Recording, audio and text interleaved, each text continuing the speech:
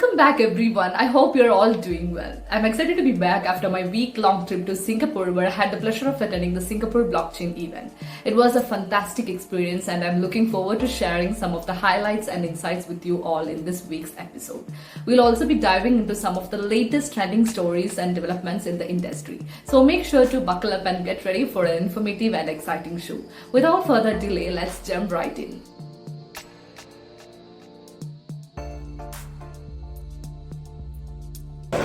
We are now in blockchain test Singapore. So Meta Rollers is a very fun and unique thing. You can actually visit us here. I am a roller skater extraordinaire. I'm a roller skater, I say.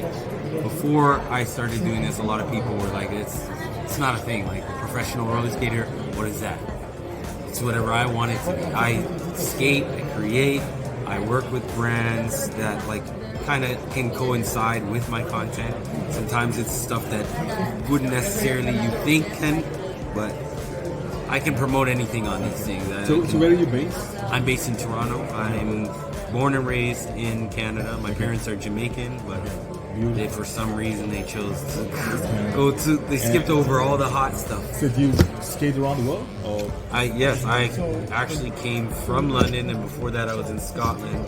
Next I'm going home, then I have a job opportunity in Kenya, and things just pop up from social media, and that really showed me the power of it. When I started making content, it wasn't originally for what it is now, it was for me. I made content because I enjoy creating and I enjoy making people happy.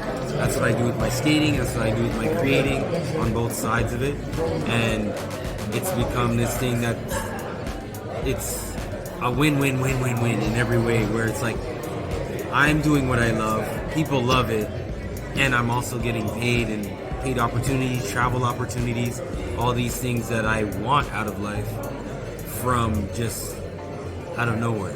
How did you tie up with Meta Rollers? Did they approach you? I was sent a DM, and I said this in my speech. At first, I was really skeptical about it because you get a lot of DMs about people wanting to be your sugar daddy or wanting to give you money. You're like, this is a scam. So when I was originally messaged, it seemed too good to be true.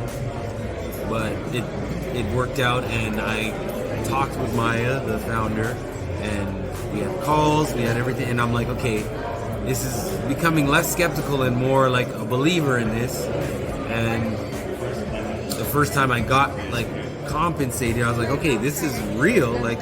They really value me and really want to do this. And the more I learned about crypto, learned about this project, the more I was just immersed in it, and I'm tied in with its success. I want this to succeed, not because I just want the financial gain. I genuinely am passionate about skating and having representation in the gaming community for something I love.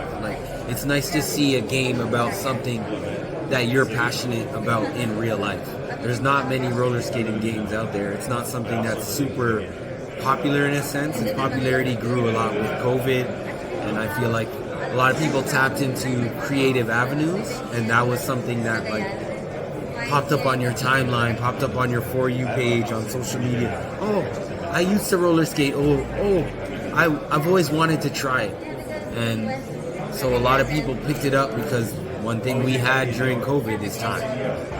When your job was paused, when all your ambitions were put on hold, it gave us an opportunity to look within and do what we want to do. Because it's okay, I can't go to work, I can't leave my house. What am I going to do? I was in my basement on a space smaller than that, just busting my ass, just having fun, learning, experimenting, growing as a skater and as a person, and it vastly, exponentially became something that now any chance I get to have these on, walk around with those. These are I say they're my superpower. When I put them on, I feel at home no matter where I am in the world. I feel free, I feel powerful, I feel like nothing can stop me. Awesome. What's next for you? Getting into NFTs? Are you planning any NFTs around I don't here? plan. Your what? I don't plan. Things just happen. So it's I definitely am getting more information because I don't have a tech background, but this has introduced me to that world, and I definitely can see something like that coming out of this, and like learning more about it, figuring out how to just further push my brand, options like my social media brand, Roller Rouge, everything.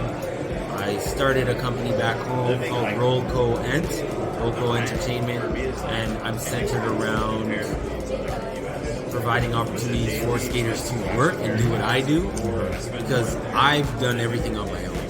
All my opportunities come from getting DMs or me searching out for them and like reaching out to brands, being like, this is what I can do, this is what I have to offer, I'd like to work with you.